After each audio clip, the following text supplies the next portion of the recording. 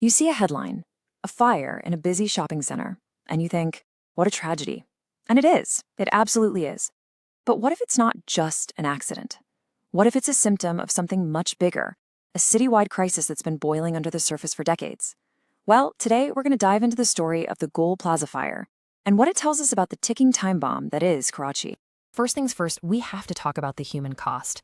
When that fire broke out late on a Saturday night at GUL Plaza, it wasn't just a building going up in flames. We're talking about at least 23 people killed and more than 60 still missing. These aren't just statistics on a screen. This is a catastrophic failure, and the price was devastatingly high. And that really brings us to the core question of this whole thing. It was put perfectly by an urban researcher, Namra Khaled, who asked, what allowed the fire to become so big at such a rapid pace? See, fires can start anywhere, right? That's not the point. The real story here is, how did a single spark turn into a raging inferno? What went so wrong? All right, so let's break it down. To really get a handle on the scale of this disaster, you have to picture the scene. Okay, so this wasn't just some small shop. GUL Plaza is this massive, 3-story commercial hub right in the heart of Karachi's historic Sedar area. We're talking over 1,200 shops packed in there, selling everything from jewelry to carpets. In the night of the fire, the place was absolutely packed. It was peak wedding season, which meant tons of shoppers were inside, tragically putting so many more people directly in harm's way. And this fire, it was just relentless. It raged for over 24 hours, a full day. Now, they suspect it was a short circuit, but honestly, that's not even confirmed. The focus shifted almost immediately from how did this start to the much bigger question, why on earth couldn't they stop it? And that's where this story really starts to unravel. Because when rescuers tried to fight the blaze and save lives, they ran into obstacle after obstacle. And with every problem, the cracks in the city's emergency response system started to look more like giant canyons. So you have to understand the chaos on the ground.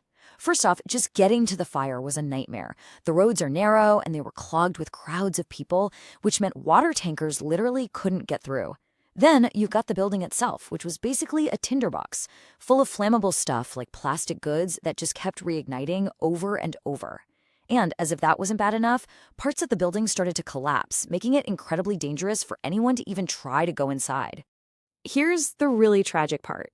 People on the ground floor, they had a chance. There were 13 exits down there, and most of them managed to get out. But if you were on the upper floors, it was a completely different story. You were trapped, and that's where so many of the casualties came from.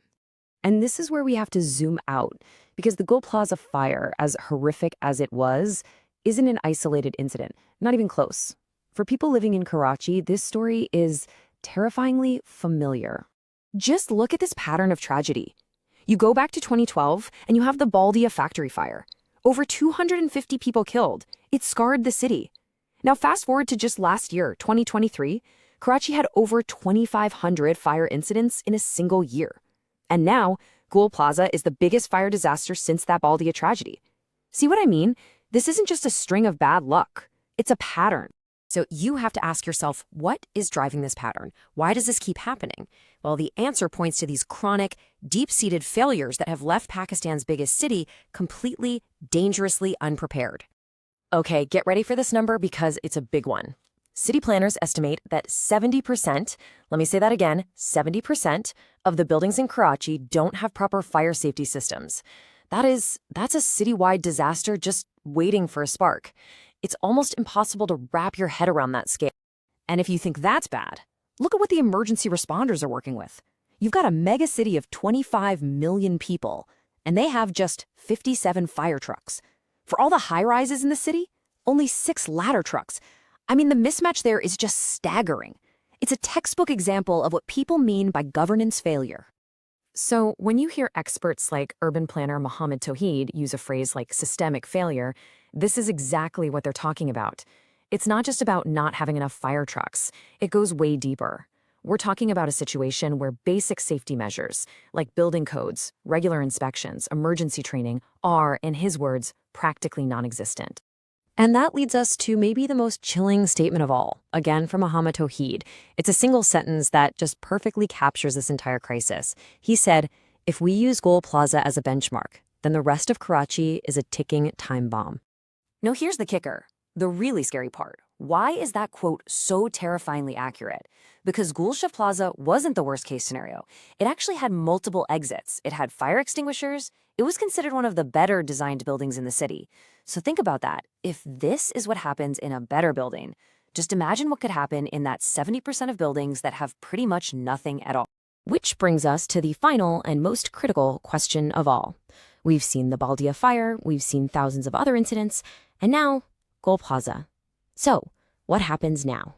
Because we've all seen this cycle play out, right? There's a tragedy, there's grief, the news covers it for a while, and then it just fades away. So the real question is, will this time be any different? When the headlines are gone, will this finally be the wake-up call that pushes the city to actually do something, to defuse this ticking time bomb? Or are we all just holding our breath, waiting for the next one to go off?